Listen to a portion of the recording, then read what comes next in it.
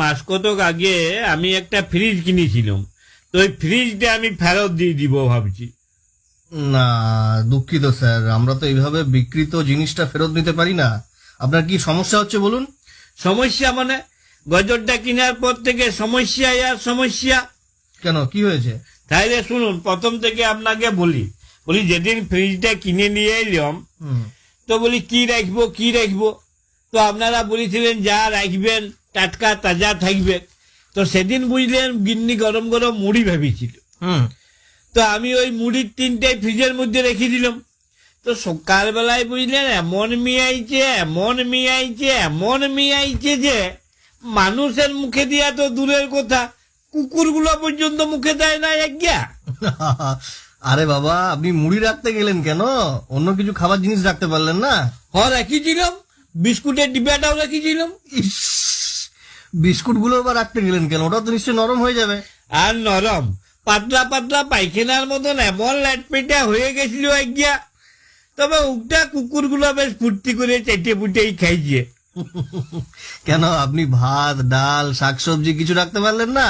আর ভাতের কথা বলবেন নাই, তো সেদিন খাওয়া দাওয়ার পরে ভাতটা বাড়ি গেছিল। তো গিন্নিকে বললাম, শুনো এক কাজ করো, ভাতটা জল ঢেলে ফ্রিজে রেখে দাও, দেখি ফ্রিজে আমার নিটা কেমন হয়। তো গিন্নিও কি করলে, ভাতে জল ঢেলে ডেকচি সুদ্ধা ডিপ ফ্রিজে রেখে দিল। সকালবেলাতে দেখছি মশাই ভাতের আইসক্রিম হয়ে গেছে। মেয়া মরদে চুষি খেলাম। যাক, নতুন কিছু তো খেলেন। আর খাবার কথা বলেন না, এই ফ্রিজের জন্য পাড়ার লোকের হাতে কেলানি পর্যন্ত খেলাম।